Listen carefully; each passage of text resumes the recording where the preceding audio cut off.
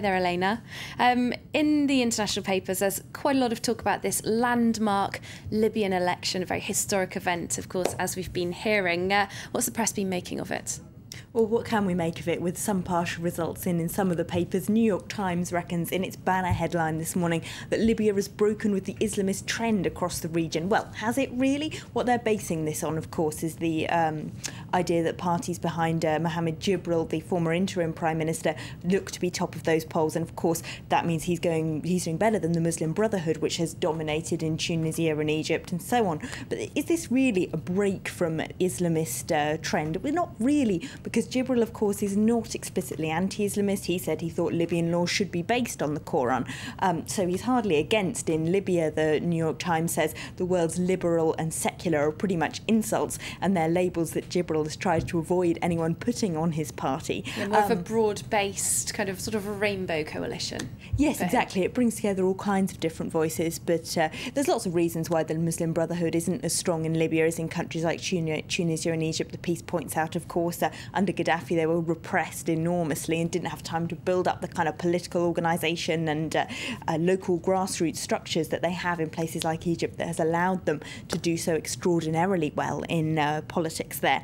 For the Independent, though, it's the divisions in Libya that are still the most important thing today, not the places where the poll was carried out successfully, but places like Misrata, where the Jibril coalition didn't do very well at all, and where people said that they feel he didn't have enough representatives from the local tribe there standing for candidates in that area. And of course in Benghazi, more notoriously, some people boycotted the polls. There was a lot of violence. They talked to the family of a young election worker who was killed, of course, on Friday when a plane trying to deliver election materials was shot down.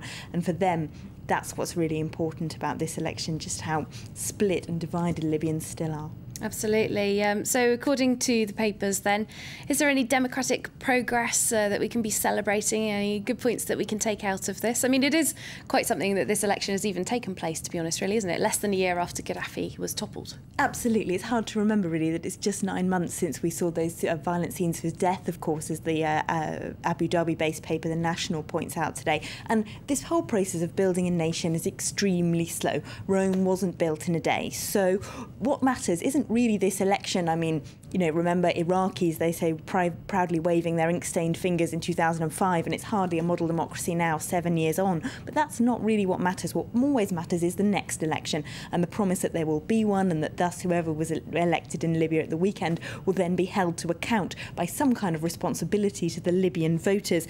Of course, replacing dictators and so on is always going to be complicated, especially in a country like this where there's very little civil society for whoever is elected to build on. And so really are creating something from nothing. But at least, they say in that piece, at least the international intervention in Libya does seem to have brought around something more positive in the country, although rather less positive things about that in some parts of the papers. The New York Times focuses not on Libya in another piece, but on Mali, where they say Libya's unintended consequences are being played out. They say the worst case scenario might not have come to pass in Libya itself after that intervention, but it has actually just been displaced to less TV-friendly Mali.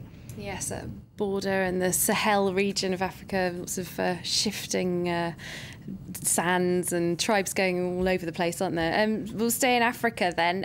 Happy birthday for South Sudan, but perhaps not a massive celebration for them. Well, no, another tricky nation-building exercise. The Guardian has a piece there where they visited schools where there are no books and no electricity and so on, and they say, you know, that optimism hasn't completely died from a year ago, but it's still a very slow process. Again, a year isn't very long, as we've been saying, for Libya, and it's not been very long for South Sudan either. So see how that pans out. Thanks very much, Elena Katas, with the International Press Review. Well, we're going to take a short break now here on Live from Paris, but still to come, staying bullish in a bearish climate. How